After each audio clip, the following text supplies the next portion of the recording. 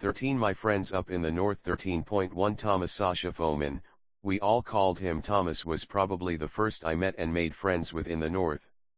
He was of the same age I was.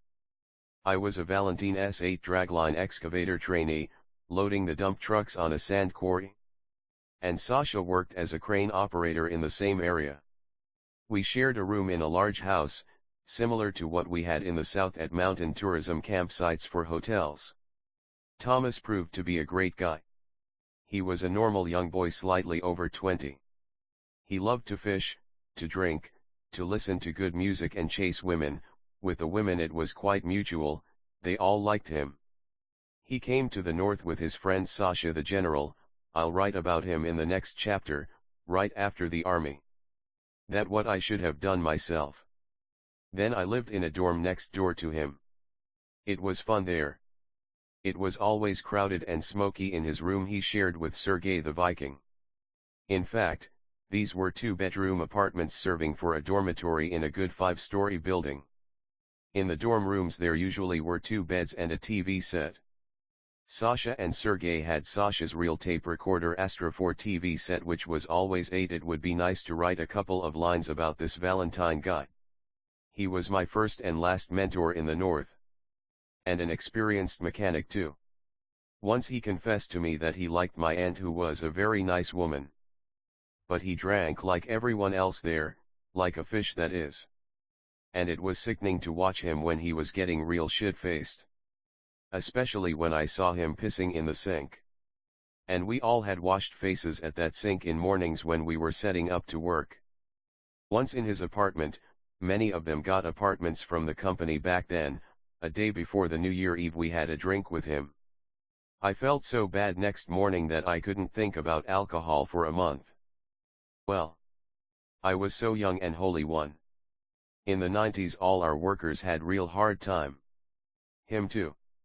Well, at least he had an apartment. Otherwise he would go homeless. He looked bad. Last time I saw him in 2000 at my aunt's husband's funeral, who had died of cancer, who also was a character wrote about. Anyway, Valentine drank silently for the peace of Grisha's soul. Then all went to have a smoke and Valentine stayed in the room. I didn't smoke for a year by that time. I asked him if he had given up smoking too. No, he said. Just don't have no money for cigarettes. Right then I bought him a pack of cigarettes. I never saw him again. It was said that he had died too. Playing back music. People from the former Soviet Union who are now over 50, must remember these recorders, see pic below. Sasha worked as a crane operator and made good money like all in the north by Soviet standards. The money he made he spent mostly on clothes and women. Sometime he could drink hard, which was okay to all of us. Said that he had been aggressive drunk, but I only once saw him being real aggressive. I managed to calm him down. It was not easy, but then it was necessary to prevent a brawl inside our group. When he came to the north in his first winter here, Sasha was very cold once, and since then he had constant problems with his prostate. Nevertheless, he always had women around. And he was very proud of it. I remember him once boasting to his friend Sasha the General about him getting laid with a new one every fucking day at Sasha General's apartment in the summer when General and his wife were off on holiday, and asked him to watch their apartment for them. How he could do that? He wasn't handsome. Later, however, I was told, by General's wife by the way, that on the account of each day Sasha jumped the gun a little bit. And, they said, he wasn't that horny for that matter. How did she know that? I would probably never know. Well, Sasha could exaggerate a bit, so what? I could embellish things a bit myself, but I can't lie, I tried but it never worked on me. Overstating it's not a lie, just overdriving a bit to make things clearer. Anyway. If Sasha even had a new broad every week, not day, it was still a great deal for him. And they all were beautiful, I saw them. How he could do that? For example, I don't remember him ever dancing at discos. Neither had he asked someone to dance with him. Usually, he was staying by the wall and watching. but he tied up with an ordinary Ukrainian girl Ludmila with her 2-year-old kid girl. She was General's Olga friend. Since he has left us at Sasha the General's birthday to see her home back in 1990, he stayed with her. Officially he married her 13 years later. Sasha hasn't made any kids with her. I do not know, was it because of his prostate problems, or because of some of his wife's. She came to the north from Chernobyl 9 immediately after the accident. But he brought his adopted Nadia as his own daughter, and now he is a happy grandfather. Sasha, he is a real man. I could only guess why women loved him. Again, he was no killer on looks, and I do not remember him beating too much around the bush with women as well with his wife and stepdaughter, but he, in addition to his charm which he certainly had, he had some reliability in him and, sure, he had his ways with women. He is not a schemer, so he would never have made a career, neither would he make any successful politician. And he has always voted for the communists or Zhirinovsky. Yeah, he was fucking flesh of the Russian folk. But he had the real makings. He was the real provider, he was good at fishing. Fishing was his old passion. When he was young it was only women he loved more than fishing, and now the fishing was everything to him, and at gathering berries and mushrooms as well. No one would ever go hungry with him around for sure. My wife constantly praised him and held him as an example to me. By the way, when she once saw Sasha young in some of black and white photos that General was showing us at his birthday party, she said Sasha was cute in them. I would never get women. We hardly communicate with Sasha after we had moved to another city. He hates computers, so no way to get him through social networks or even by Skype. Somewhere after 2015, his wife died, the echo of Chernobyl. I was amazed by the fact that I never remember her being ever sick, or at least sad.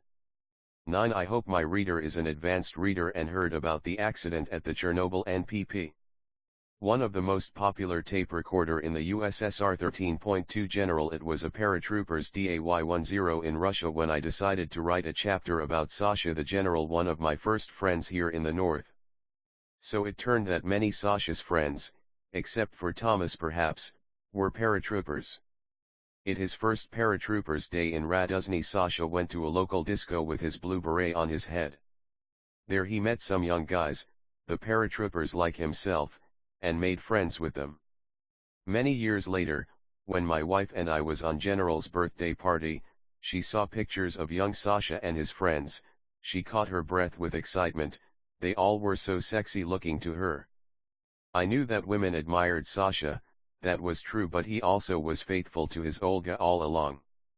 I mean most of the time. He lived with her for 2 years before they officially got married. I mean they had issues before and after the wedding. During the wedding ceremony, for example, they didn't talk, being at odds with each other, but he never been an easy rider. And he could have. Anyway, I first saw him when he stormed in our dorm room. He wore sports sweatpants with wide stripes on them, hence he got his nickname General.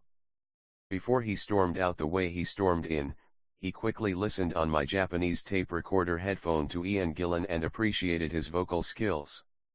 He turned out to be the music lover just like me, and he played guitar. So I met him. 10 more about this day will be written in the next chapter below about Viking. When many years later I was making my difficult decision if I should get married Irina I had knocked up but wasn't in love with, he said, if you do not want to run away, drop everything and run. Period. I did that to my woman I had knocked on and turned up here in the north. Well, when I was 20 I, probably, would have done that. But I was 28. By the way, looking at him I'd rather believe in the divine providence. They never had their kids with Olga. Well, since he didn't want them anyways. Back then. Now, I think, it was a different matter to him. Although they never even hinted to me about it, the compensation nevertheless manifested itself with the dogs. They always had them. The first dogs he had bought were in 1990, the 2 cute little German Shepherd puppies of the same litter. One was black and brownish gray and the other was black. He picked up names to them with my help. The gray one he christened Right and Black was given a Singer name for its constant whining. If Sasha took a guitar, Singer would start convulsively whining along and Right then would join it, and then Singer died when it was only 6 months old. Right would whine along with Sasha's guitar for the rest of his life. Singer had something with its stomach, whether it was an ulcer caused by the hot food, or something else I don't remember. But for Sasha, Singer's death was a real tragedy. He took it as his own child's death. Thomas was heartlessly making fun of him, saying like she should put a monument after it. An even greater tragedy for Sasha's was Wright's death 14 years later. Wright was a real family member to them. "Hey, son, come here," Sasha or Olga would often address to him. They celebrated his birthdays with invited guests and gifts to him. I remember his Polaroid birthday pictures with his Wright at its birthday parties with a ritual collar around the dog's neck made of sausages. They also had a spaniel dog Big leaving for some time, which regularly had fits of epilepsy. Then it ran away. It just went nuts. Yes, they kept dogs for kids, and when Wright had died, I seriously worried for Sasha. Life was over for him. He took to drink and, drunk, he constantly cried. Before that, I had never seen him crying. He was a paratrooper, a real man after all. And now he was completely falling apart. I began to visit him, and once I pulled him out to relax with the girls when I was wetting the new car I had just bought. And he finally began to come back to life. And 2 years later he got himself another German Shepherd puppy. And he baptized it Bright, my idea again. This one turned out to be larger than Wright. Larger but quieter. That was good for Sasha too, since he wasn't that young anymore to fiddle around with fidgety dogs. And I think that Sasha also accepted the fact of life that dogs die. It's a shame. Sasha would have made a great family man and a good father. He was very reliable in this respect.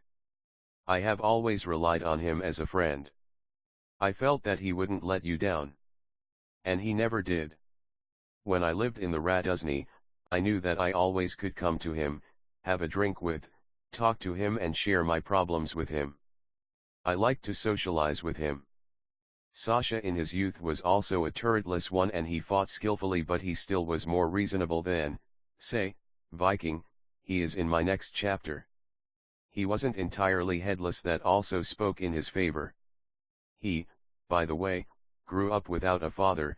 Olga told me that his father was a criminal and his son never had a chance to see him. Sasha was very impressionable. One day he told me a story of a thing he saw that would make anybody blood freeze in veins. It was in Tatarstan well before his arrival to the north when it happened. It was running late as he was heading home in the empty streets of large industrial outskirts, and he saw a fire around which young men were drinking and raping a girl. Sasha got alerted, maybe frightened too. It didn't feel right to him. He hid. In the meantime, they all made a round with a girl and now were having rest, passing each other a bottle of cheap port wine, when the girl, pulling up her blue jeans, said that she would report to the police on all of them who had raped her. She apparently knew all of them. Big mistake. They poked her through with the skewers they just had used for grilling kebabs, then they dismembered her maybe still alive body and burned. Sasha ran away. He was so frightened by what he had just seen that he never, of course, reported to nowhere. Even then people would not trust the police much, and these thugs, if they did that to a girl only because of her only hinting to report to the police, now you see what they would do to him if he dared to report about all this. I was the first he, many years later, confessed to me about this. Hey. It's not Tarantino, it's somewhere really happened. I never was a real believer. I was always in search instead, I was a doubter. I read the gospel and I even used to know by heart its Sermon on the Mount. So I never have been an uncompromising atheist, either. All, that was then against communism, would only cause sympathy in me. But, if I was a true believer, hearing these stories I always would have issues with him. How could you allow such things to happen? Why would you allow such things to happen? Why would you have the 2-year-old children dying of cancer, for example? Why? Therefore, it probably would be easier for me to be an atheist in this world. 13.3 Viking. Oh, my readers. My book seems to keep growing all along. When I was conceiving this book, I didn't even remember him. But when I mentioned Viking in the chapter about Thomas, my thoughts about him just kept following me, and I realized that I won't be able to get by with a short footnote about him. He deserved the whole chapter of my book. He was a guy with a strong personality after all. You may have noticed that not all my friends have betrayed me, but some of them have gone out of my life in not much less inglorious way. But before that, he was one of the few I probably would share a foxhole with. Hell of the guy. He was both reckless and high-hearted. Hadn't he lost his eye in his childhood? That's where he has got this Viking appellation from. I bet he would have become either a KGB or GRU officer. His favorite movie was The Officers. His favorite books were about wars and special services of spies and scout saboteurs. I remember he had Grivadis Gorpahox's book. I just had found out that this Grivadis Gorpahox had, in fact, never existed, and this book has been written jointly along by the 3 Russian writers, about a US commando Green Beret Gene the Untouchable. There was another book as good about a disgraced Abwehr agent who had saved a Jewish girl, and destroyed his career because of that, and who was given a chance to atone himself by plotting and bringing about a Churchill kidnapping which failed. It was from him I learned about Otto Skorzeny, his role model. He loved everything associated with scout and saboteur entourage. Some sort of invisible front daydreamer. Despite his artificial eye that made him look ugly, girls still adored him. And I had some respect for his fearlessness. By then I wasn't fighting much myself. I only had 2 major brawling in the north. After one big fist fight we had to do some major renovations in our dorm room. One drunk from West Ukraine had provoked a fight, for what he got his ass kicked by me all right, and his fellow Ukrainians gave him more to bring him back to senses. And the second one, that seems to be the last serious fight I ever had, was when I was 25, I clashed with some drunken MUGS-11. Had I been on my own there, I mean with no women around, it was them I was protecting, I'd rather get out of there. I would never take any chances with them, even if I was drunk myself. But I would never bail out on girls, especially those beautiful ones.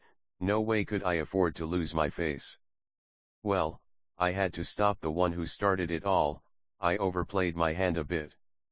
The guy was taken to a hospital to sew his ear back. My paste had turned out a bit too heavy. I broke his external ear rim so bad that his ear hung on its lobe. The girls later said it looked damn gruesome on him. There was no stopping now. Even those girls tried to stop me to no avail, and the rest of the guys just ran away. The next day they all came to see who it was who had so mutilated all them. And I myself was a disabled one after my work injury, and my left hand still didn't work, so I fought with my only hand available to me at the time.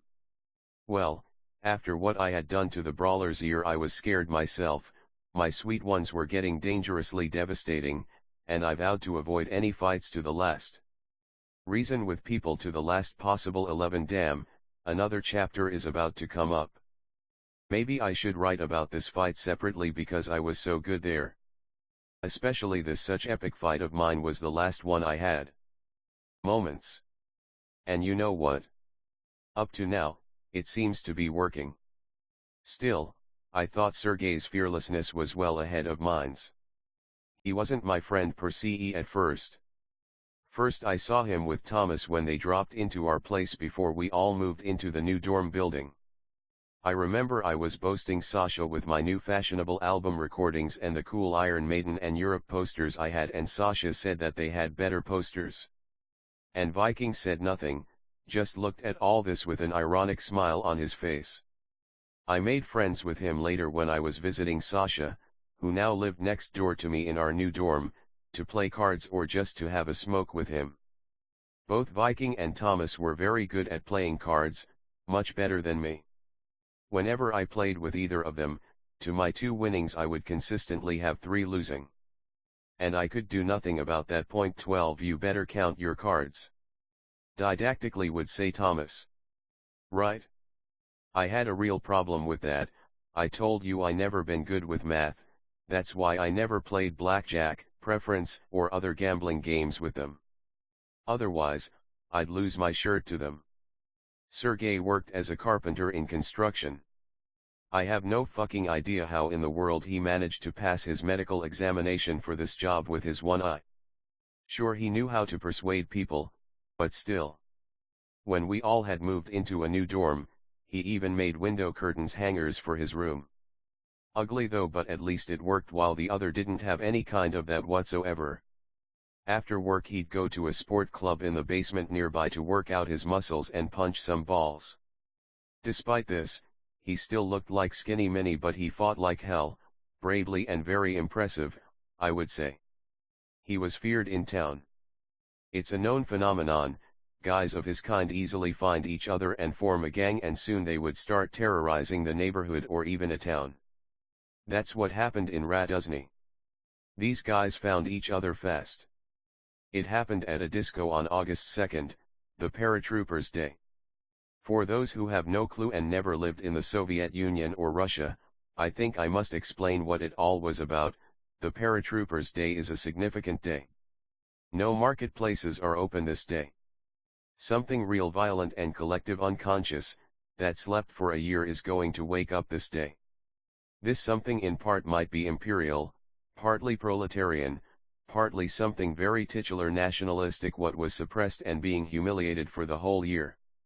Well, we have March 8th here, when once a year men could bring coffee to women in bed and tidy up the house, and we have August 2nd, when a Russian paratrooper once a year remembers who the fuck is master in Mother Russia here and clean, at least once a year, some of non-Russian merchant the parasites clock. For having settled well and doing damned good, while they the real men had shed their blood in Afghanistan carrying out their internationalist duty helping the poor peasants. The first half of the day they would ride through and around the cities and towns waving their airborne flags, and in the afternoon they'd start bathing in the fountains, fight in the marketplaces and discos. Such is a tradition. That's the way I met many of the guys I made friends with when they all gathered in 1988 at Thomas's room, all sober yet, to decide where they should go to get started. Then they left noisily, and, that same afternoon, I was running with many responding to the "Our guys in trouble" battle cry. In fact, it wasn't our guys who were in trouble, our paratroopers were beating the Azerbaijanis at their illegal outlet. They were selling their smuggled vodka. No matter how much of vodka you got at first, you'd go again for it. No exception. So they did. And it was time they got started. By that time I was no longer a fight enthusiast, and with a disabled left hand, you know now, so I was more like damping down some of the paratroopers who had gone a little 12. This proletarian environment they all lived in was increasingly getting criminalized. Everything that looked for fun first, would get increasingly serious with those guys getting real tough. So they were cautious to use any insulting words like asshole and especially fag, so they used more neutral substitute words, the so-called euphemisms. Bit too wild. That's where I met Andrei the Pizdabl, a very handsome one who looked like the young Nemtsov, the Russian opposition politician guy I always liked and who got himself killed, and Igorka the Tatarian. Both were strong-knit like pit bull dogs and health-gifted by nature. It was especially hard to calm down Andrei. Well, he was a real trooper. Andrei kept raging all night long. Several times he'd struggle out from me and Thomas and rush into the middle of battle. Then later inside the dorm he yelled that his lips looked swollen. Now he looked like Paul Robeson himself, and he was particularly angry at me that I was the one to stop him from having this out with those skivvies. He had died in a year and a half in a car accident with his pregnant fiancée and future father-in-law. Right in the middle between Nizhnevartovsk and Raduzny, they were on their way to Niz to shop for wedding dresses. We, the whole crowd of his friends, went to get all 3 of them, put together from pieces, from the morgue. During the funeral, it was Viking Sergei who kissed at Andrei dead body's forehead, and we all followed his gesture. It was hard to recognize Andrei. At the memorial service, I met Andrei's ex-wife. She was beautiful and tall and looked pedigreed. She reminded me some, both Russian and Hollywood, actresses. And she had a damn whore reputation. She was called Emmanuelle in Raduzny. It's not my rule to judge anyone, and I would never act rashly, especially with her. Drink less, men, and give more attention to beautiful women of yours, and, you'd know that, since they have more from you, there is a good chance that they won't sleep around no more. Well, what a beautiful and healthy babe should do with the guys like you. We still have them more than us, men. And with age, this demographic ratio becomes even less favorable to them, the women. And what should they do about that? And I don't mean to become the devil's advocate here. Well, I have digressed a bit. Sorry about that. Back to Viking again. I remember Sergei with sadness. There is not much I knew about him. I knew that he was from Kazakhstan, from the village of Shartandy. He was a Hungarian by his father he never knew, and Russian by his mother's spirit and mentality. Yes, he was patriotically charged and he didn't approve my anti-Soviet attacks, but he wasn't after me objecting that either. Everything around was going down and collapsing anyway under the onslaught of perestroika. He wasn't an avowed nationalist. He had some Dagestani friends but regularly fought with the Azeris though. That was a fine tradition. That's all. Well, he drank once in a while, as all did.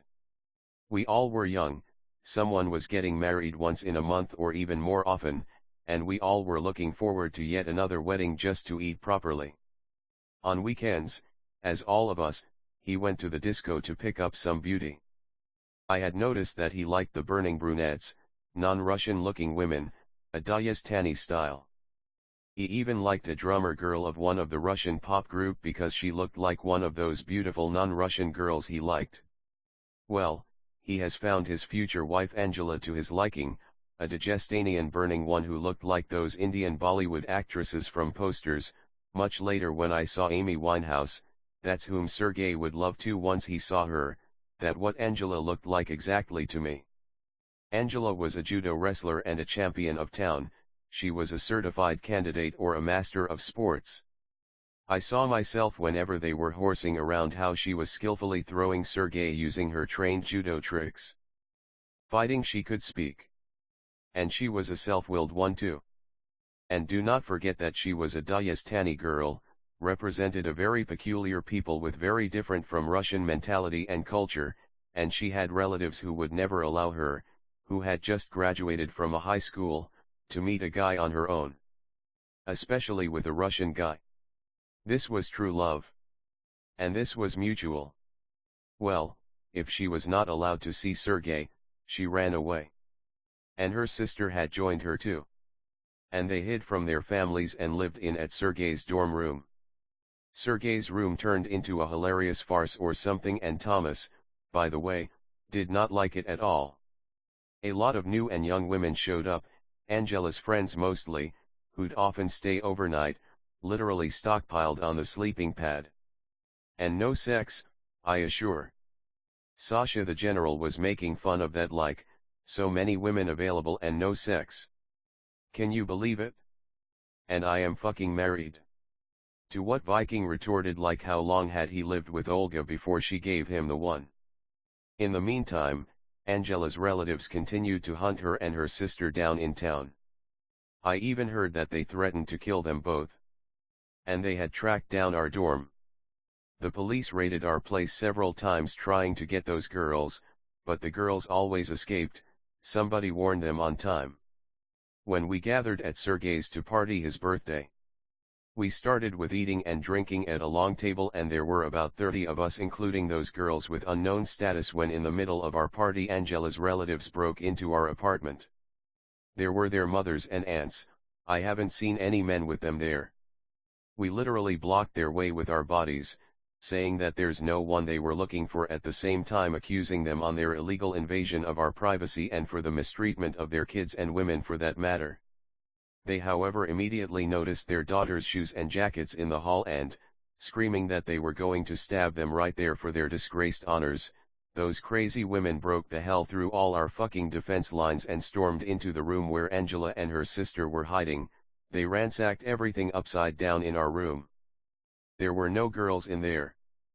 The commotion in the entrance room bought our girls some time for them, barefooted and with t-shirts and blue jeans on them as they were, to jump down from the third-floor balcony, and it was winter in Siberia, and ran the fuck off somewhere. Can you believe that? This is how they should be fearing their parents, so they didn't hesitate to jump off the balcony. Probably they just would have them killed all right. The friendship between Sergei and Thomas cooled down when these girls came along. At the same birthday party, Sasha almost got into a fight with the Tooth, one of the friends of Vikings. Sasha did not like these girls, those no sense as he viewed them. He didn't like all this low farce mess. With these girls some new guys came along I never knew before, the Broken One-13, I even forgot his real name, and he got his appellation for his broken nose, which was fractured in so many fights he had. Ninja, I think you could guess he got his appellation from, Tooth, anatomist. No kidding, he worked in a morgue, fingerless, no fingers on his right hand, and others. They all were, like, of my age, but they all had these some strange gang greeting rituals, carried along like those fucking kids, right? They obviously must have borrowed those rituals from Angela and her friends, these prison jive talking, the emphasized thieves' ethics. I realized I didn't belong there. In a way the guys were not bad, they were fearless all right. 13 I first saw him at a disco in a suit with a bow tie when he came from wedding in a next-door restaurant. He was from Kazakhstan too. One of the deadliest fighters I knew in town. A bona fide gym rat too. He had his own strategy on how to build his muscle on him and how dry them up to get them gain some relief. He was seriously preparing for some, very important competitions of his. And he was quick with a knife too. Once he nearly killed Thomas when Sasha, drunk and in the heat of the moment, said something inadvertently insulting to the Broken One. That Tooth in his shorts, he was already sleeping when this was about to happen, was the one I think who stopped the Broken One. And once the Broken One got so upset, after the banquet, where the anatomist celebrated his 2 years of suspended sentence for vandalism and they all had some brawling among themselves, that he stabbed himself, since there were nobody else around to stab, all were his dear friends. And while Tooth was crying and trashing the room and throwing his television set out of the balcony, Viking personally brought him on his back to the hospital, where he stayed for almost a month. Once, while we were having good time in one of the first cooperative sauna, I was running, with him and his gang with those hilarious girls, all his acquired property like his luxury open-reel tape recorder and clothing was going away in a fire with a wooden dormitory he used to stay. Since then he lived at Viking's place. He wasn't a friend of mine, though I was involved in several fights on his side, provoked by him. But he had a good managerial potential. He was good at having the emerging businesses to pay him so nothing happened to their businesses. He has set up a gangs fund. He could have made a good entrepreneur himself, but wouldn't for his street code reasons. It ain't right to be a fucking pusher. Some of his smarter friends started their own businesses, and some even amounted to something big time and, more importantly, got out of this quagmire. And this one, starting at about 1989, began to shoot up and quickly burned out, and around 1992 got his golden shot in a fucking hop joint. That's the way all his youth, all his energy went into nothingness. Sometimes really violent, they were gym rats, they all went to work out in the basement nearby. But, I didn't belong there. Those guys had not grown yet.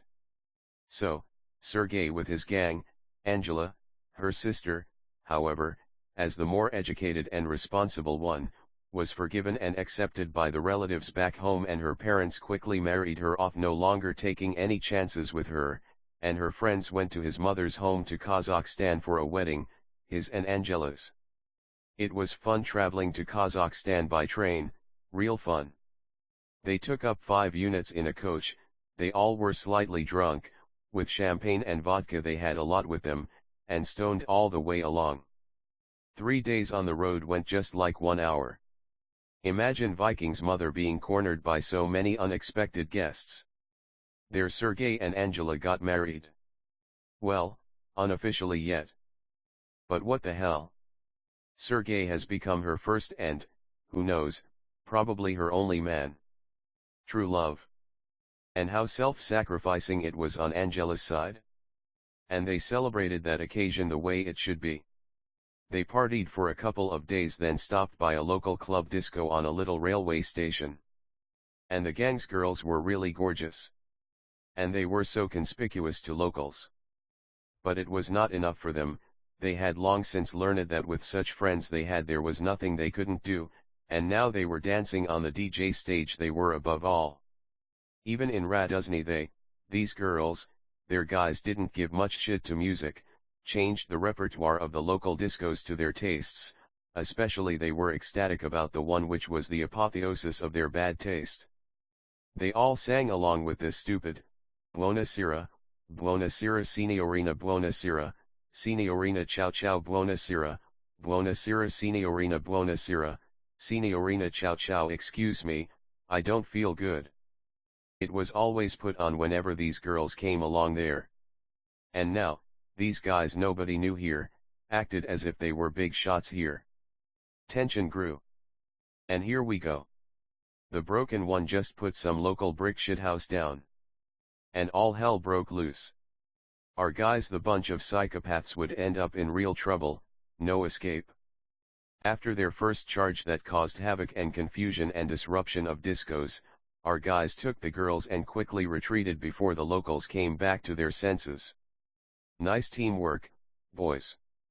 Then the local on trucks were looking for them, driving all the local railway stations, shops, and the surrounding villages for them armed with irons and clubs.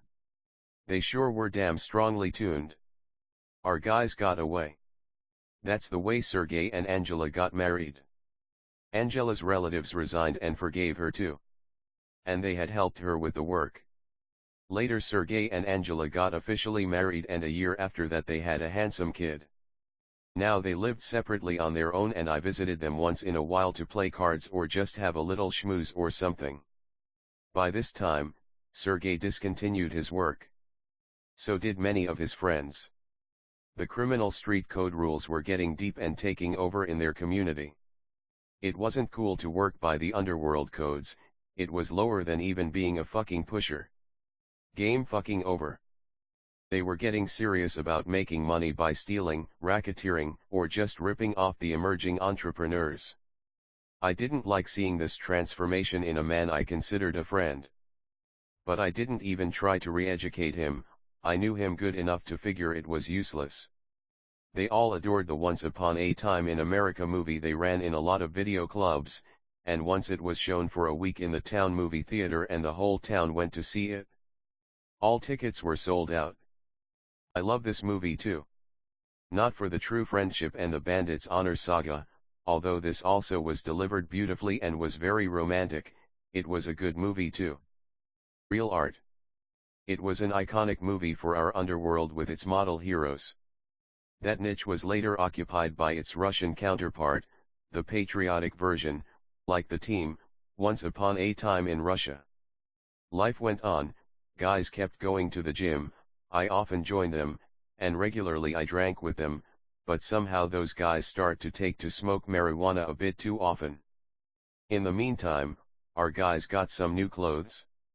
Some of them got VCRs apparently, their new businesses brought them more money than my job was bringing me. One moment that eloquently describes Viking. Once, before Sergey moved out of the dorm to live with his wife, he showed us his old, brought from Kazakhstan, black and white photos, and in one of his pictures he pointed to a guy in a group with no Viking there, telling us that this guy was drowned in a swamp by his friends in this photo when they found that he turned to be a practicing gay. That's the way that gang had washed away its shame. That was the environment Sergey grew in. They are very cruel to all kinds of minorities in this country, so whenever I have heard of such things, it wasn't something beyond to me. Viking, with his eye prosthesis, was very recognizable in a small town like Raduzny. Very distinguishing characteristics, as they say. And he got stung on this. That summer the gym was being renovated and the entire sports equipment was moved into our dorm room. The good thing was for me personally that I could work out right in the room adjacent to mine. They all came to our place to work out. That day I was doing my pectoral muscles with Jaeger when Sergey came along. He was a bit mysterious and pensive. He was about to dress up for a workout, then changed his mind. Said he would come later, and left. Later that same afternoon a police major came and said that Sergey was in trouble, meaning that they had just rounded him up.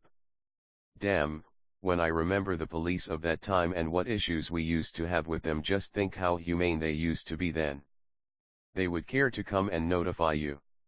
A few weeks before that, he with his accomplices robbed an apartment, took a VCR and other Japanese electronics, which were very expensive back then in USSR, and, when they just had left the apartment, they almost ran into who they had just robbed in the stairwell and who were returning home. So it was just a matter of time to find and arrest Viking in a small town like this. He got 3 years sentence suspended. And we're all so happy for him, that they hadn't put him to prison, didn't ruin his young life, that the child wasn't deprived of his father.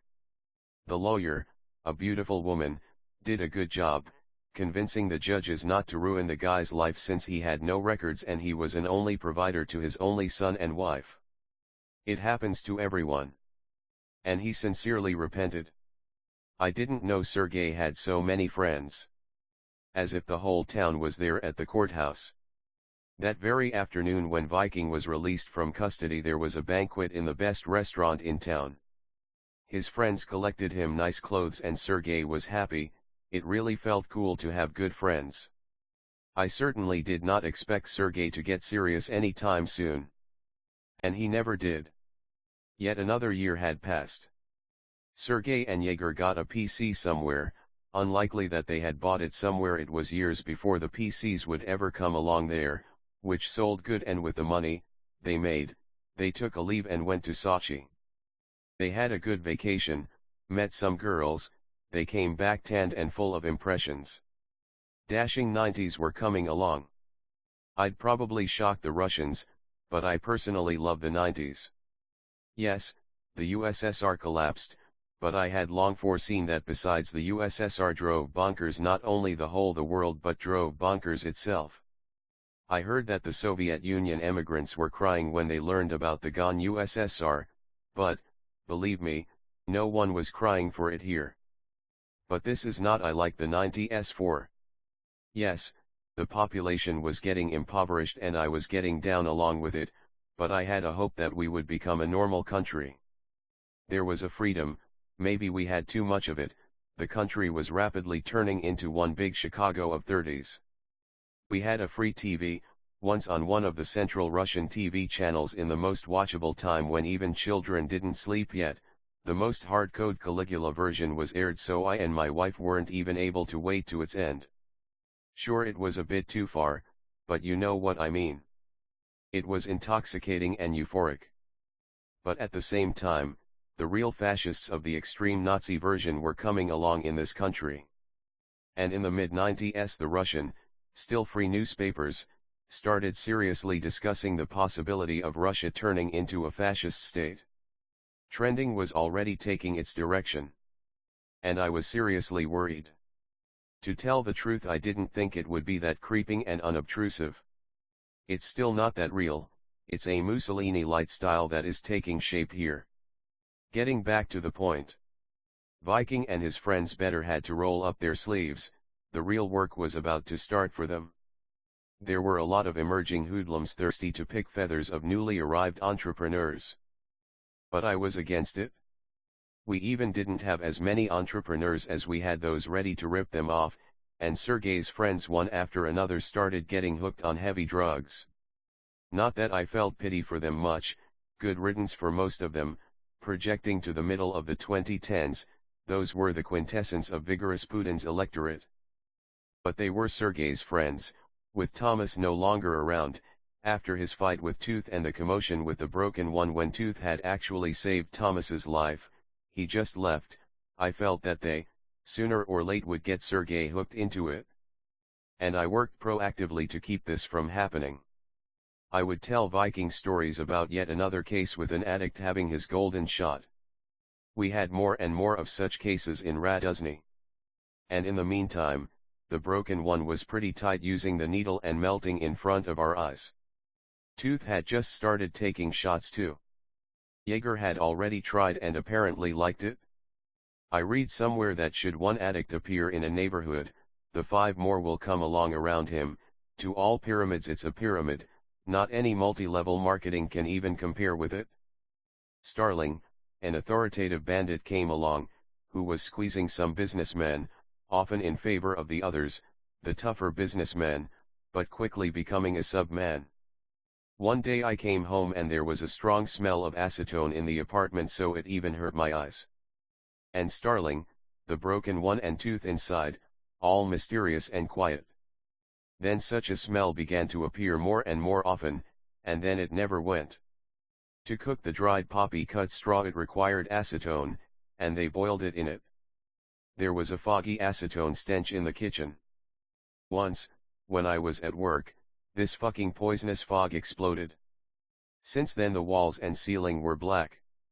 The apartment was turning into something terrible, a fucking drug shack. Once I had a conflict with the 2 of them, the ones I hated the most. No, they were no longer humans. Another one like this and either I would kill them or they would kill me, but this horror was yet to come. They all were still alive and in good health yet. They were Vikings' friends and I tolerated them too, as long as Sergei still was clean. But I had no confidence he would stay clean. Every time I came back from my hitches I was afraid that he had joined the club. So far he was good. But somehow he treated them with very much of his understanding, with ironic and tolerant sympathy, I would say. I remember once playing cards with Sergei when I told him that if he ever gets mainline, our friendship would end right then and there. He said nothing. He only snorted, I think. Probably it was somewhat rash and presumptuous on my side to be calling myself his friend. Normally I am very cautious about things like that, and I am being careful about using the words like friend, enemy, traitor, love and so on. I'm a man without compromises and I am not flexible, and I perceive such concepts as a guide to action. Think before labeling someone. If you called someone an enemy, kill him. If you call one a traitor, punish him.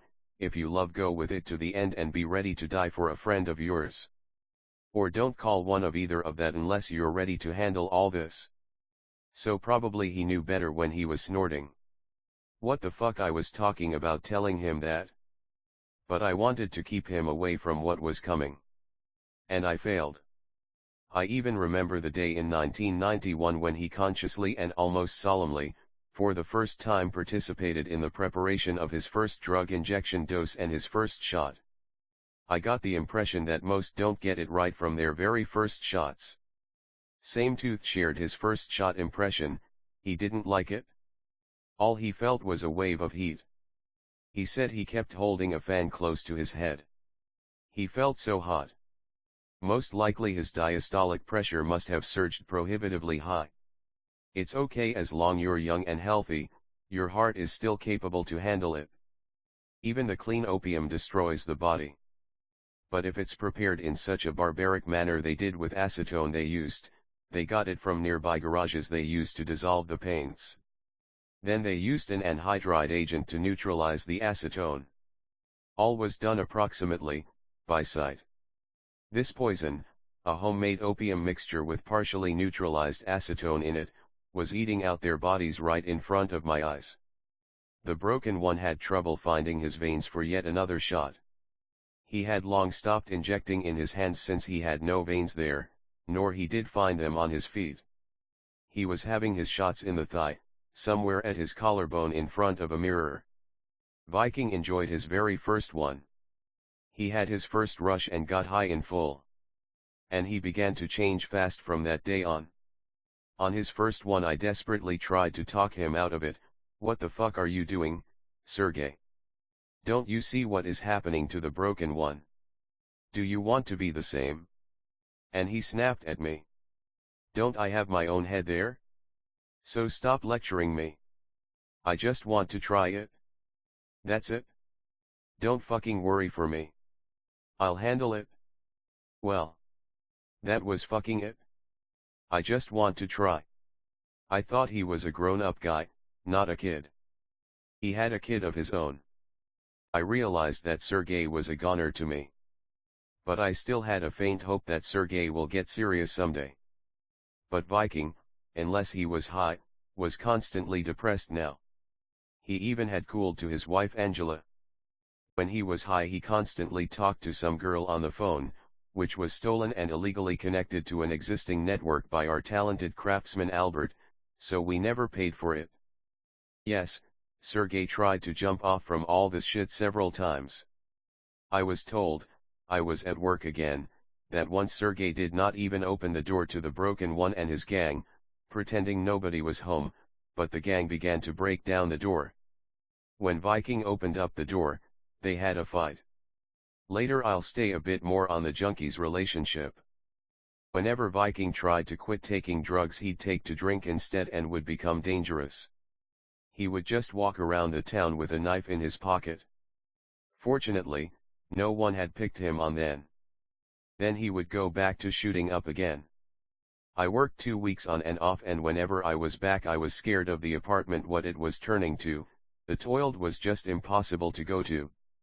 I gave up cleaning the apartment up and nobody else would ever do that anymore. Some shady new faces showed up I had never seen before.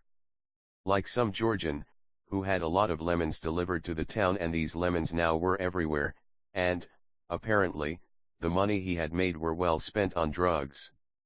Though by his hollow cheeks it was evident that wasn't a beginner, he still, apparently, could combine business with such pleasures of his. When he invited Viking and his friends to his birthday party he told them with relish that there, among of exquisite Georgian cuisine, in the middle of the table will be spread laid dozens of syringes with shots, so anyone who ever wants it, could have a shot at any convenient time. What a sybarite and a culture vulture he was. An expert in pleasures. And sure he knew how to deliver it exquisitely. He was a Georgian all right. 5 years after that a homeless person on a train station drew my attention. Just an ordinary bum who walked up and down the station. Several times he even looked at me as if he wanted to say hello or something to me. I tried hard and I couldn't remember where the hell had I seen him. And a while, bang. I remembered him. That old man was that Georgian guy. Junkies have a saying, if you want to know a person, get him hooked up into this mess. The moral degradation the most clearly was illustrated on those tough guys with criminal ethics. I said it to Viking too. Those who were ready to give their lives for each other, were so cheapish now and for an extra shot of that shit they fucked each other over and it was very unpleasant for me to observe this. If they fucked each over that meant they never trusted each over either. The junkie community is a strange community. School fishes, I think, have more motivations to stay together than those addicts. In the meantime, I was no longer living in that dorm. Then I got married. I didn't communicate with these guys any longer. I saw Viking in 1994. I borrowed him some money he urgently needed, his mother was sick and needed his help, well, nothing was sacred to him anymore, and he vowed he would give me the money back that very next day. I had no illusions on account that he ever would return the money, but otherwise, there was no getting him off my back, you know. It was better to give some to him and then have him hiding from you. That's what happened. He had never come across. Real deadbeat. I heard that he somehow was participating in some residential transactions in this town. He had pawned some of his friends' apartments and had sold a couple more while the owner was serving their times. For what he got stabbed. Barely survived. I saw Jaeger once. Once the best friend of Vikings. Jaeger got married and had 2 daughters. When I mentioned Sergey, Jaeger cursed him and said what a vile man he was, he'd never seen a person as low as Sergey was. Well, I told him, what about a friendship they had? These things always meant something to me, even if they were in the past. To what Jaeger said that all that was just his mask he was wearing. If he had only known what kind of a guy he actually has turned out to be. To what I noted that he had just turned into a junkie one, that was it. Simple. Then I heard Sergey's Angela turned a junkie too. Once I saw her too, she was with her 8-year-old son and, right in front of him, asked me for money to buy some bread. Sure, I gave her some. She still looked okay. Just had lost some weight maybe. She had gotten divorced with Viking. Couldn't help thinking about her relatives. What they had to go through with a woman like Angela. The next time I saw her, I guess 7 years after that. She was just an ugly wasted woman I could barely recognize. She looked really scary. She was toothless. I hoped she wouldn't recognize me. She did. But she was shy of my wife and quickly disappeared. I heard she moonlighted pimping. I just tried to imagine how the prostitutes should look like with their pimp like this. A Viking had died in prison somewhere.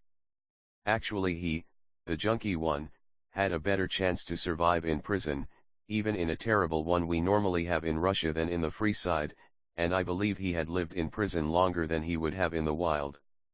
13.4 Yegorka. I am not Jaeger, Igor is my name. He would always say with irritation to those who called him Jaeger, but people kept calling him Jaeger anyway, even Yegorka sometimes. Jaeger was a cool guy. Men respected and women were in love with him. Why was that I would never know, since he wasn't handsome, but women were crazy about him. He was an ex-paratrooper as well. He was quite serious about his body, he kept working it out and consumed the right protein, if he still could get them, it was the Soviet time, to help build up his muscle, lamenting though that his muscles did not grow as fast as he wanted them to, and still managed to be jealous of the fact that I had more massive bone and good muscles by nature to work on. Well, that's what he was saying. He was too picky on himself. To me he was proportionally built. He also maintained his even tans. We didn't have any sun parlors back then, but he always managed to find places to sunbathe. He was always well kept and well dressed. Somehow he reminded me of that my brother cousin Ruslan you're going to read about. Only more self-confident and aggressive. So women knew what they were doing voting by their bodies for him. He was the right kind of a kid. He also had that entrepreneurial spirit. He was the one of the first in town to open up a video room, and then, working in a bank as a security guard, he took out a loan and opened up his own outlet. But, at the same time with his friends he had, the wise guys, he did not want to look like a huckster in their eyes, so he sold his business and left the bank for the same reason. My friends kinda started to look at me awry. What if they go to do a bank job? What shall I do? Shoot them. Fucking street code. Then, I heard, he was selling computers. Jaeger was a funny guy. Once, when he still lived in our dorm with us, some girls came to visit us in the morning when Jaeger was still in bed. The girls stayed for about 2 hours keeping Jaeger in bed. Jaeger, I told him when the girls finally left us, if I were you I would never care if the girls were in here if I had to get up. Why would you for so long for them to leave? Especially I saw you desperately needed to take a leak. I always had clean and beautiful panties on me. Why being shy? He wanted to take a leak, alright, that was normal in the morning, so he had a hard-on, that's what he was embarrassed about, and he didn't them to see that. Wild thing, a savage. And once with Viking, I played a joke on him. I took an SLR camera loaded with film and a speedolight turned on and had Viking help me out. Jaeger was taking a shower. So Viking knocks at his bathroom door. Jaeger, open up the door, please. I need to take something, and I was ready with my camera. Jaeger opens up the door, with the shampoo foam all over on him. Nice shot, Jaeger. He went nuts. He was yelling something inside there, everybody was laughing and I quickly hid the camera. I knew he was going to smash the fucking camera. It took a while to calm him down. He kept demanding to light short the film. I jokingly said to him, "No way. Unless you pay me a 1,000 rubles, the old Soviet rubles which were still a fortune to us." He got hysterical. He had turned out well on the photo, by the way. Not much value, though, I only got his torso. But he could have been proud of his torso. Not much dough. Didn't work out. I gave to Jaeger his picture for nothing.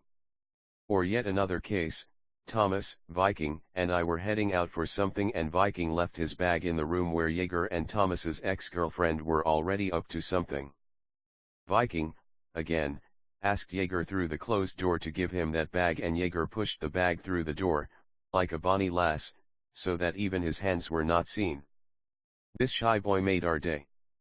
I never saw him fight. But they said he fought like hell. I saw how he was boxing at the gym, and I believed it. He wasn't particularly aggressive, but he was the one to be very sure of himself, and you'd better watch your mouth if you didn't want to get your ass kicked. He was a very energetic and active man. But also had something I did not like at all. He has nearly ditched himself when, along with many, he took up the drug habit and almost died of it. Well, it wasn't an overdose per se, just a bad mix he was injected with. He was saved by an ambulance. Barely. He was dying in an emergency room. As he was telling me, like, it was letting him go, and, then again, he felt he was going away, and this happened to him repeatedly so many times, and he fought back for his life. Hell, he didn't want to die. He only survived due to his youth and strong body. I once asked him, "Did you really need that shit? Was he fucking 10 years old so he didn't see any risks?" Well, he would say, "It's a completely different world, I cannot explain it well to you, as you always do, but that's another level of sensations. It is impossible to describe." Okay, how many colors a rainbow has? 7. It was getting interesting. In normal life, yes. But when you get high, there are so many more colors, there are even no words to describe those colors. And it was so in every fucking aspect of a universe. Very fucking impressive. Sure, with his brain overclocked up, he lived an hour he would otherwise have lived a month, or a year in his normal life. Trying once, for the rest of their life they will be striving to get that high again, even at the cost of their life. Only a few manage to escape this. Fortunately, it has turned out good for Jaeger, and he has a happy family and good business of his own. Once he called me, even offered to meet to socialize. But he was with that tooth guy I had never been close with, and, besides, I didn't know if he really broke with his past, so I didn't join them. Maybe some other time. I politely declined. 13.5 Albert. I've been thinking before I started to write about him. I assigned footnotes for larger characters in my book, while Alberta was being allocated an entire chapter, but I still have doubts if I had enough material about him to fill a chapter. On the one hand, I had shared an apartment with him for almost 2 years. He was a good person too, not a Snyder. He wasn't capable of plotting against somebody. Yes, he could steal something, to be in a trend, to be a bit tough and fashionable guy, but he was a hardly suitable material for my stories. And yet, I will try, well, girls like the guys of his kind. Curly-haired and big-eyed. He was pretty for a Tatarian. He was a glad lad. He worked in construction. He loved cleanliness and order and kept everything he could this way. At least as long as he stayed sober 14. But whenever he took to drink, everything was falling apart around him. He was aggressive when drunk and often would brawl. But he never knew how to fight. It's like talking or playing football, if you have not learned it in an appropriate time, you'd never learn it. And I just take a look at a man on how he clenches his fists, and I immediately see if he is good at fighting or not. Albert sometimes simulated his aggression and always fought in his win-win situations. He was the one of those who would always join a crowd kicking some unfortunate for something. Not a leader at all, but the one who is always afraid to fall out of trend. And such people often tyrannize their families.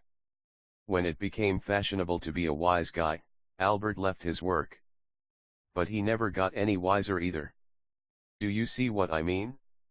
This required some inner core and willingness to take some risks. Albert never had one. The boy had little aesthetic demand. He loved some Gaza Strip Russian punk band, very fashionable in the 90s. And his women. Sometimes he had pretty, but the most he was fucking were somewhat ugly. With his looks, he could afford better ones. Once in the 90s, when things have gotten really bad for all, some good work in a Western service company came to Albert's hand, which he successfully fucked up. After a party with his friends, he felt bad the next morning and he didn't go to work. This shit won't fly in a Western company, so he got fired. Then he was cohabiting with a woman, tried to resale flats for a living and ended up in debt to the armpit. They said he ran from his creditors from this town and hid somewhere near Moscow. I did not hear anything from him since then. I wouldn't know if he still was alive. Even if has not been slaughtered for his unpaid debts, he could have died out of his terrible drinking bouts. Albert was one of those guys who seem to be okay as long as do not know them close and always disappointing you get to know them better. 13.6 Ivan. He was the last one I had made friend with in Raduzny. And probably the one so far to break off. I mean a real friend, so we could socialize together, visit each other and so on. Ah, Ivan. Both charismatic and stupid. That's why I stayed in touch with you for so long. But your stupidity was becoming less and less bearable to me. He is my wife friend's husband. She was a witness at our wedding. Before the wedding, I went to get a tape recorder from them. We had nothing yet. On the following day, I met a friendly guy on 14. These, when they don't drink, are often quick to find their feet. They are simple but reliable in their own ways and hence are desirable suitors for women without any special desires. The street who with a smile on his face greeted me. It was him the night before I took the tape recorder from, and I didn't even recognize him. That's how we became friends. He had himself on the right side of me by the first minutes of his openness and friendliness. Later though I learned to be wary and alert of such friendly persons, these were often to set me up and betray. But not Ivan. Ivan had a beautiful Ukrainian wife, who looked like Ovsyanina movie character in the Soviet. The Dons here are quiet. When he first saw her, he immediately asked her to marry him and she, shocked, said, "Hey, dude, are you out of your mind?" Apparently not, since, 6 months later, she had married him. Ivan, being handsome and a jelly rider himself, could not get enough of her. Just one night without her and he'd start to fade and would go bad. He loved her so prohibitively much on some very hormonal levels. Yet Oksana, despite her hypersexual husband that many women simply could not stand, had managed to start an office affair with someone that had gone so far that once Ivan caught them both red-handed in his apartment. He was very upset. But he had loved her. God, he had loved her. That's why he forgave her. Sure, he was right. And he had never brought this up. Ever. And she was really good. A feast for the eyes. There was a moment when she almost seduced me, and I had to fight hard to overcome my temptation. I went to him on some business, and he wasn't home. Oksana opened the door and she was in a beautiful gown, through which I could see her beautiful breasts without a bra. And the moment I saw them, I was kicked on, and she was immediately turned on by my lust eyes. We both, with fucking great difficulty, withstood our temptations. Oh, my God. Ivan. After all, I was your true friend. And Oksana, she is still your wife? Nonetheless. There should be a separate chapter written about Oksana, this beautiful and ambitious woman who had achieved a lot. And their handsome son Gina as well. But this chapter is not about them, it's all about Ivan. He is from the ones we call grassroots. The working people. From a village of Mordovia. So remote that, according to Ivan, the first telephone set he ever saw was in the army. After the army, he went to the north. He had found a good roughneck job. Made good money until the 90s came along when I actually met him. All seemed to know him in town. When we walked through the town all just kept saying hello to him. And he was good at chatting up the girls too. Once we went to buy me a washing machine I saw on ads which were then bartered for crude oil and brought to the town.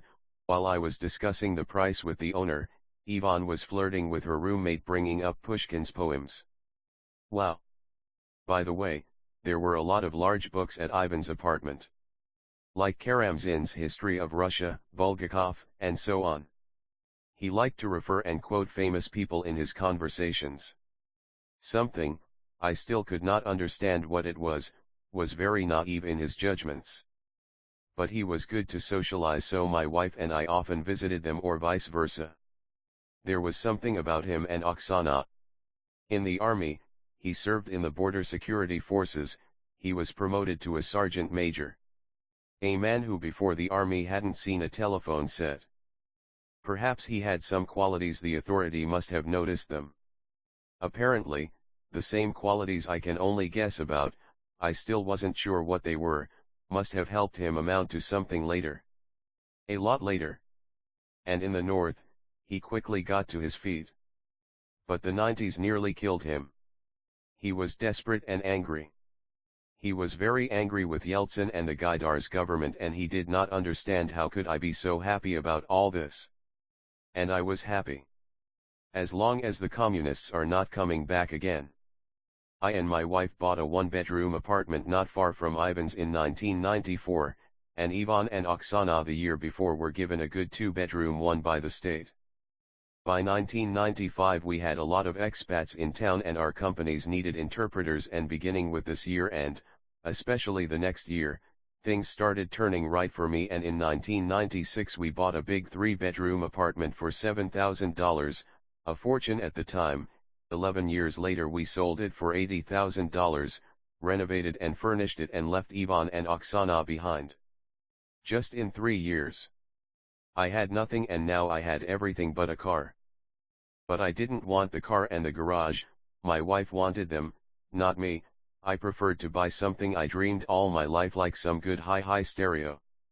Our first purchase, as I wrote, was a washing machine, and the second thing we bought with Irina was a Japanese TV set. And, since then, it was like plain sailing. Irina would buy some furniture or a bedroom set, and me, a hi-fi CD player or an amplifier. We both had motivations to make money and often argued due to differences in our priorities. Ivan had no luck with his work yet and was very upset about it. Especially his Oksana.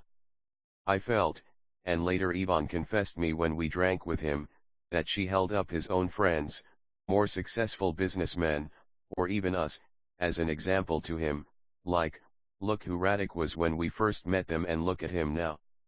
Ivan was trying to start and run business. He tried to set up a supply of valves to oil-producing operators, but it did not work. I tried to get him a security guard job in a joint venture I translated, it never worked too. All this time, he was taking training courses in some shady schools with purchased certificates and licenses, and he was even thinking of buying him a diploma. Then he finished some St. Petersburg appraising training courses and got the appropriate certificate so he can legally practice his appraising business, and he went to it, started making some casual earnings.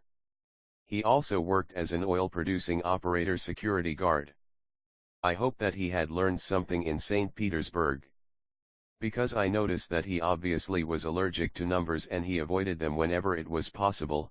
He even skipped the camcorder user manual specification sheets because of these numbers. It was hard for me to imagine him being the appraiser. Oh well. I have never made a secret, and you have probably noticed that I'm a moderately envious as a moderately ambitious, which in fact is the same thing only with the opposite sign, person. I'd never been jealous to Ivan though, because of our different starting positions for one thing. Well, it's like a lover who is not jealous of his mistress to her husband, you know. He already had everything when I started with nothing. In 3 years it has changed dramatically. I had a bigger and better furnished apartment. I had a good job now. With my little daughter, I took a trip to Cyprus where we had a good time. However, soon after this country's payment default, I lost my job. Ivan wanted a good car for all his life, so he went to Tolyatti, a Russian Detroit, to buy a Lada car. He didn't buy. During the Russian government default to pay its debt, the prices for everything skyrocketed. He came back without a car and very angry. "I hate Tolyatti," were his words when he returned.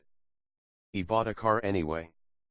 Volkswagen Passat of 1990, that meant it was almost 10 years old and it looked even older. They paid like $8,000.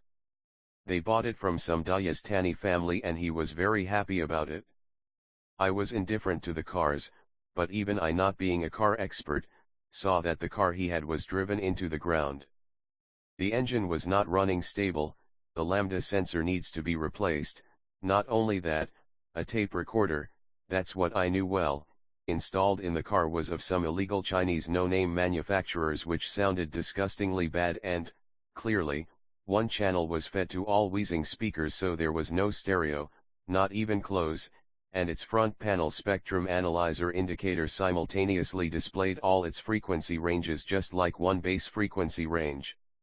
Just meaningless color organ, that's what it was. But Ivan was happy with all this, so I didn't criticize anything, just didn't want to spoil his party. The fact was that he clearly had overpaid for the car, he must have wanted it really bad just as I wanted my first Japanese tape recorder once. I finally went to a university, and a year later and I had found a good job. And Ivan got a job as an engineer in the housing department near my place. And he was proud of it. He said he was busy preparing the municipal services provision there. And mastering the computer at the same time. Good deal. They sold their car though. For $4,000 and they thought that was a good deal. Some serious steering problems came to light. His Oksana was a very pushing lady. Her friends told me that she was an active Komsomol member and even a leader. She was very active and initiative at work too. However, after the office affair, she had to leave the company but she quickly found a position for her education in one of the first joint ventures where she quickly made a career and took the accounting manager position. Now she was not only the beautiful one, she also became one of the coolest, famous, and influential women in town. And now she had a driver. Being a woman full of ideas, she went to her bosses with the tax optimization program which would save the company fortunes. She had their okay.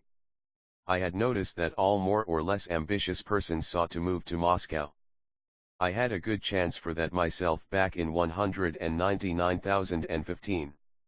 I also noticed that those who were frequently to Moscow on their business trip soon would move there. Oksana also often went to Moscow and on her returns, she'd admired fashionable Penkin's concert. Yes, she liked it there. Nevertheless, her decision to move to Moscow was unexpected to everybody. And a major shock to Ivan. He had just finished his apartment's chic renovation and put plastic windows. Finally, he found him a decent job, and his appraising business started paying off a little bit. But it wasn't him to make a decision in his family. After Oksana's tax optimization initiative has been set in motion and a lot of money was spared for the company, Oksana would expect some reward for that, which she apparently had never received or received not that much she would have expected. She told me on the phone about that, all in tears and sipping her red wine. After some time, the company started running into trouble. The tax authorities have revealed some major tax evasion violations in the company. In general, it all ended up sadly for this company. The authorities took away its license. This, evidently, was her reason for the decision to move to Moscow. Especially since they already had an apartment there in one of the most prestigious areas of Moscow. Like Fifth Avenue in New York. Sure, there must have been something Oksana has pulled off. and Ivan went through the onset of severe depression which I had never seen before in him. I am actually the first aid for troubled women, not men. I'm not the therapist either. But I began to worry about Ivan. He called me at work, and I had to listen to him patiently. He was scared of Moscow. He was a rustic man brought up to be his family boss, and he wasn't, and that he had hands of gold. I saw myself more than once on how he turned his apartment around, and when he helped me to renovate my apartment, and he was admired by a woman. And he was even told that he no longer wanted to live. And that was said by the always cheerful and vivacious person I knew. So they sold the car Ivan loved so much. They sold their luxury apartment to a cop. And they bought the car in Moscow. Suzuki Liana. A brand new one. I do not know about Oksana, but Ivan felt bad for the first 2 years in Moscow. Really bad. He had no work in Moscow. And his wife was really hard on him, bugging him all along. He was talking of divorce, or about going back to the north to work as a roughneck again. However, he went to Plekhanov's University of Economics. To the same appraiser training courses again. He complained that he did not understand a thing in those lectures. Moscow didn't seem to like him much. I felt sorry for him. Nevertheless, he finished it, and in a year he got a job and was assigned to lead an appraisal company, which suffered losses. By the end of the year he led the company's balance sheet to self-sufficiency and even to some small profit. He wrote me 15. Perhaps it was a major mistake of my life. Maybe as a warning I should write a chapter on that. But I just don't want to bring this up. Just don't want to, all about it. Now he knew how to use email. It was cheaper than using the phone. But according to the results, the company has reduced his salary. Ivan did not like it. He resigned. By the way, when we began to communicate with him by email, I was shocked. I was so shocked by his blatant illiteracy. In each his words he had at least one misspelling. Whenever possible I try to turn my blind eye on things like this. Well, bad luck. My mom and dad had a natural literacy and I inherited it from them. Unlike my brother and sister Persei, as expected by Mendel's law, they were illiterate in writing. Moreover, my wife and daughter had the same problem, the same incorrigible misspelling, so I started to get used to it. But his level of spelling was beyond all my understanding. It was impossible. He was the sergeant in the army, for Christ's sake. Almost an officer. He read books. Constantly citing Pushkin and Karamzin, for crying out loud. He is, after all, a mid-level manager in Moscow. Pretty is as pretty does. Well, I gently advised Ivan to work a bit on himself. He huffed. Not only his wife in Moscow was eating his head off, now I had joined her in that. What kind of friend was I? Ivan slowly was taking roots in Moscow but still didn't like it. Yes, now from Moscow he was much closer to his village of Mordovaya and he repeatedly drove there in his car, but winter in Moscow was muddy and dirty, not like in Siberia. He missed. How he missed it was felt by his conversations and correspondence. And people in Moscow were unfriendly and aggressive. Ivan had a gallant trait for which he was loved in the north and not understood in Moscow. On March 8, he'd carry the pinks flowers to all women he knew, to all his friends' wives as well. Women were delighted.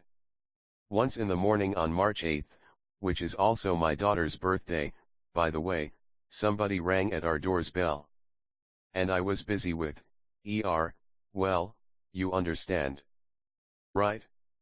I opened the door. Ivan was there. He brought some flowers to my wife. I motioned Ivan in, took his flowers to the addressee, my wife. And Ivan ran away. He must have figured all out. Then he called me and apologized for his so untimely visit. I told him not to worry. He shouldn't have run away. I wanted to have some beer with him. When he tried to do the same on March 8 in Moscow, the surprised women would stare back at him, trying to understand what that all was supposed to mean. Nothing, stupids. Just wanted to be nice to you. And Moscow has killed that one of our hussars' gallant habit. What a shame. It was his nice habit he used to have. Back in 2004 in Raduzny I bought a fantastically beautiful and an avant-garde looking Nissan Primera car. The Nissan car manufacturer was in its best. At the same time, if you remember, it started producing the Murano SUV cars, another one impossible to tear one's eyes off. I had to sell it, however, in 5 years to buy an apartment in Nice. On his next work, things went better with Ivan. Ivan easily brought this company's income up in Moscow. The country was about to start booming in its real estate market. He had a nice secretary who freed him of all his correspondence paperwork routine. After my remarks, he seemed to be afraid to write anything to anyone, and he was talented with his management skills. There was a reason he rose to sergeant in the army.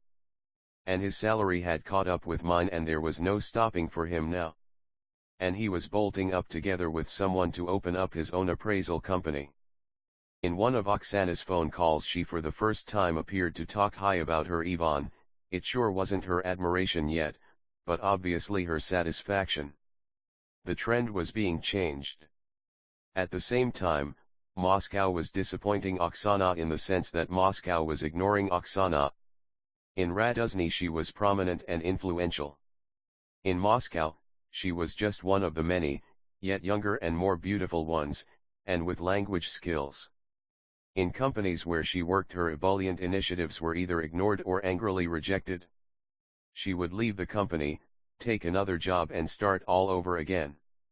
Ivan in the meantime founded with his partner his own appraisal company in Moscow, with a branch in Belgorod city, and he started getting something from the construction and the real estate market boom. He had upgraded from Leonid to Tina and. You know what? I felt that I was starting to envy Ivan. I had always believed I was smarter than him. And not being as naive as he was. I speak, and write, as you see it, fluent English. I have a bona fide higher education, not some kind of training courses at the University of Economics. I write competently and well express my thoughts and, in general, I am a walking encyclopedia. And I, after all, have some music literacy and even compose a little bit. However, it was him, not me, was the foreman in the army. And I, fool, was a private there all along. Yes, I had a good reputation in my platoon, even in the company, but, anyway, I was a nobody in the army.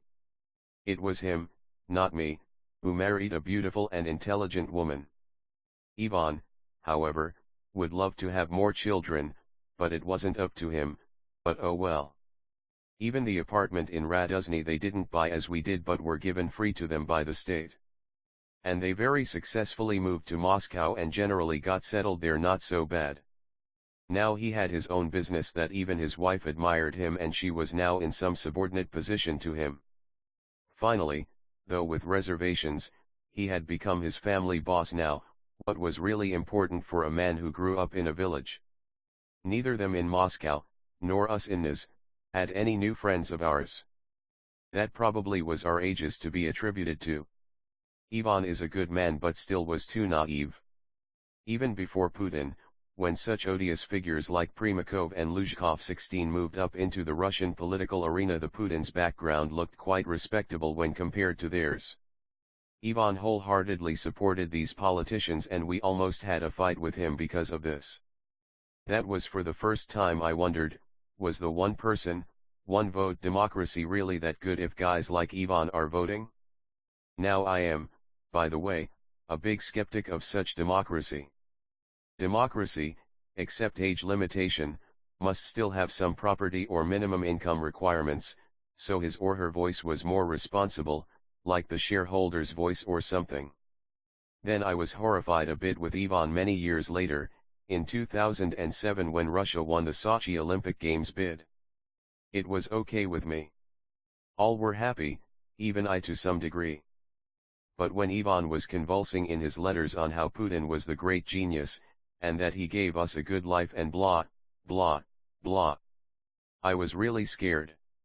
I coldly noted him that a good life wasn't in fact that good, and it wasn't him who gave it to us but the oil prices, which rose unprecedentedly high, and later they then doubled up by the time Putin attacked Georgia. Again, life was not that good, but the corruption under Putin's rule has increased by orders of magnitude. Again, we had a fight. In the meantime, Ivan bought him his second car, an SUV, and gave his Tina to his wife. Life is not fair. And my stable life was coming to an end. I had 2 expensive surgeries in my eyes. Cataracts, this is my inheritance from my mother's side. Then I was downsized in the company.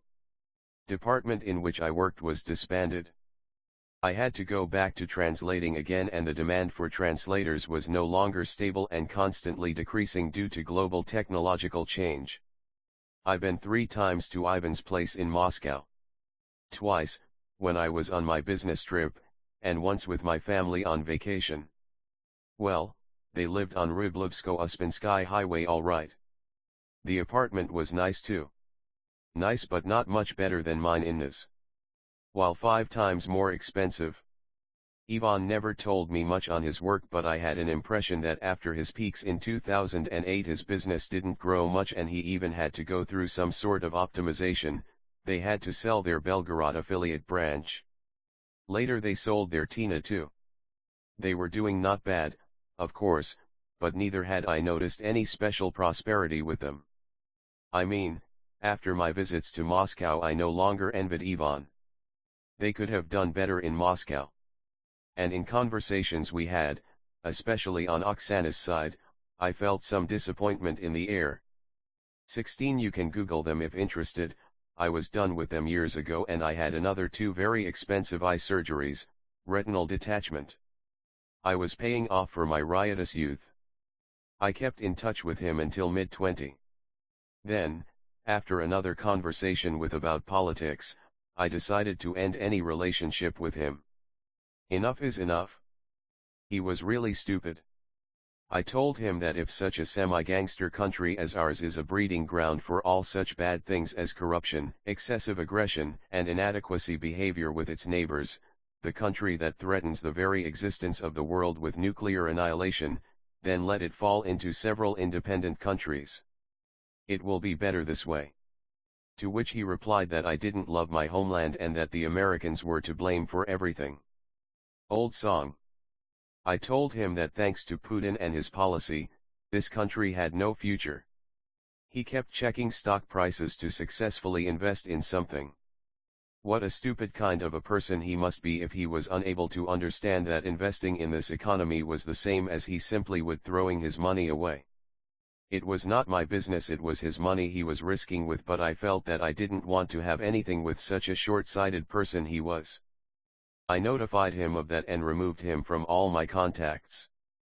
I no longer stay in touch with him. I hope he is all right.